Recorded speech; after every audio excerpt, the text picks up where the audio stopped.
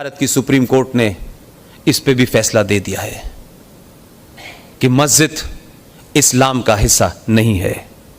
मस्जिद नमाज पढ़ने की जगह है और नमाज कहीं भी पढ़ी जा सकती है। उसके लिए कोई खास जगह बनाई जाती हो, उसमें कोई अल्लाह मियां की स्थापना होती हो, ऐसा नहीं है, क्योंकि अल्लाह तो सब जगह है। जब ये सुप्रीम कोर्ट में फैसला आया तो आपने कोई आंदोलन देखा इस देश में सुप्रीम कोर्ट के खिलाफ? कुछ ईमानदार मुसलमानों को निकल के कहते हुए देखा? जो लिबरल की शक्ल में संगीत बजाने वाले, गाना लिखने वाले, शायरी करने वाले, जो बड़े बड़े ज्ञान देते हैं इस देश में, किसी ने निकल के पूछा कि ये 70 साल से झूठ क्यों बोला जा रहा था कि मस्जिद जो है अल्लाह का घर है, लिहाजा मस्जिद अगर बाबरी मस्जिद है तो वो भी शहीद हो गई और अल्लाह का घर तोड़ा गया है, लिहाजा वहीं अल्लाह का घर बनेगा और बाबर के नाम से बनेगा। ये जिद उस फैसले के बाद भी नहीं बदली है, क्योंकि झूठ इतनी दूर तक चला गया है कि वो खुद भी सच में आना नहीं चाहते और आपको झूठ में रखा गया है। पूरे इस्लामिक वर्ल्ड में मस्जिद बनती है, सड़क चौड़ी करने के लिए तोड़ दी जाती है। मस्जिद बनती है, रेस्टोरेंट बनने के लिए तोड़ दिया जाता है। वहां कोई धरना प्रदर्शन नहीं होता, क्योंकि हमारे यहां के मुसलमान मक्का के मुसलमानों से ज्यादा बड़े मुसलमान हैं। इन्होंने ज्यादा कुरान पढ़ा हुआ है, ये ज्यादा हदीस और कुरान और शरिया की बातें करते हैं। लेकिन आप देखें कि जो असली इस्लाम है और भारत में जो इस्लाम है, उसका अगर आप तुलनात्मक अध्ययन करें तो पूरे आपको पाकिस्तान, बांग्लादेश और हिंदुस्तान में जो इस्लाम है वो कंप्लीट फ्रॉड है, टोटल फ्रॉड है। सऊदी अरब में जाते हैं आप, नमाज का वक्त होता है, लोग क्या कहते हैं? ये नमाज क्या है? शब्द नमाज क्या है? नमाज शब्द संस्कृत का शब्द है जिसका मतलब है किसी के सामने अपने को झुका देना। यह संस्कृत का शब्द है। पूरी दुनिया में नमाज को कहा जाता है सलाह, जो अरबी का शब्द है। सलाह माने नमाज। वहां कोई नमाज नहीं कहता 57 देशों में, ये यही हम कहते हैं। और ये हमारी देन है, क्योंकि तुम भी हमारे पूर्वजों से ही हो। क्या बात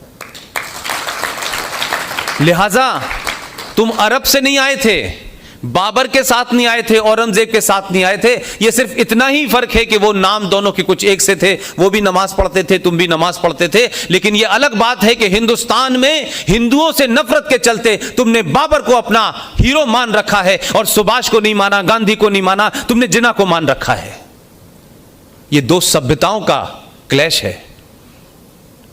जिन्ना कुछ बातों में सही था, ईमानदार था, उसने कोई गफलत नहीं पाली अपने जिम्मे। हो सकता है इतिहास ने उसका मूल्यांकन किस तरीके से किया हो, यह अलग बात है।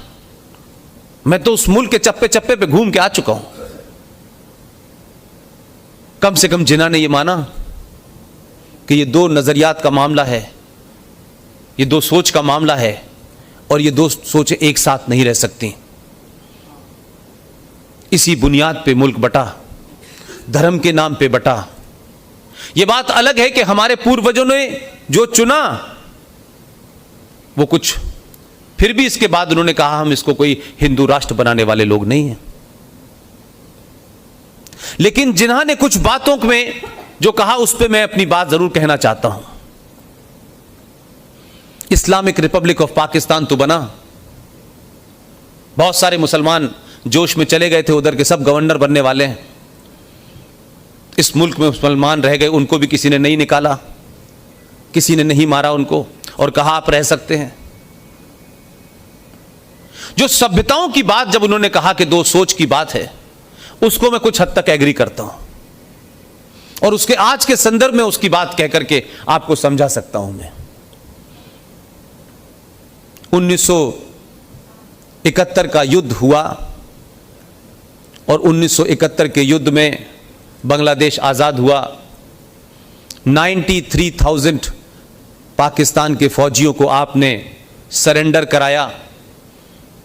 2 महीने तक उस वक्त के हिंदुस्तान ने, जब अमेरिका से गेहूं आया करता था, आप जानते हैं भारत की कोई बहुत बेहतर स्थिति नहीं थी, तब भी आपने 2 महीने तक उनको हिंदुस्तान में रखा। पूरे 93,000 में से किसी एक के एक खरोंच तक नहीं आई। और आज तो लोग एक अभिनंदन को पकड़ने के बाद पूरा पाकिस्तान कह रहा था इसको छोड़ो मत, इससे बार्गेनिंग करो, इसके बदले में पाकिस्तान हम हिंदुस्तान से बार्गेनिंग करें। एक को पकड़ने के बाद दीवानगी चढ़ गई थी उनको।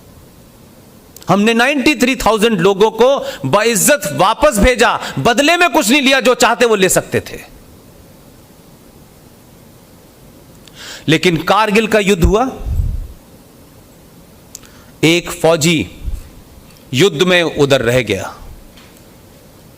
जनेवा कन्वेंशन की बहुत बात होती है, कश्मीर को लेकर जनेवा कन्वेंशन रोज पाकिस्तान जाना चाहता है। उसी जनेवा कन्वेंशन के अंदर है कि फौजी का धर्म अपने देश के प्रति होता है, वो किसी से दुश्मनी नहीं करता है। लिहाजा जनेवा कन्वेंशन के तहत अगर आपकी तरफ कोई फौजी रह गया है तो आप उसके साथ बुरा व्यवहार नहीं करेंगे, आप उसको बंदी बना सकते हैं, वो आपके यहां रह सकता है, लेकिन कोई उस पर अमानवीय व्यवहार नहीं करेंगे। लेकिन एक फौजी भारत का उधर रह गया, आपने क्या किया? यह आपकी नफरत हिंदुस्तान के हिंदू से थी कि आपने उसकी आंखें निकाली, आपने उसके गुर्दे निकाले, उसके शरीर के सारे अंग भंग कर दिए और उस सौरभ कालिया को आपने वापस हिंदुस्तान भेज दिया। यह संस्कृति उनकी थी, यह संस्कृति हमारी थी। यही फर्क था जो जिन्ना को समझ में आ रहा था।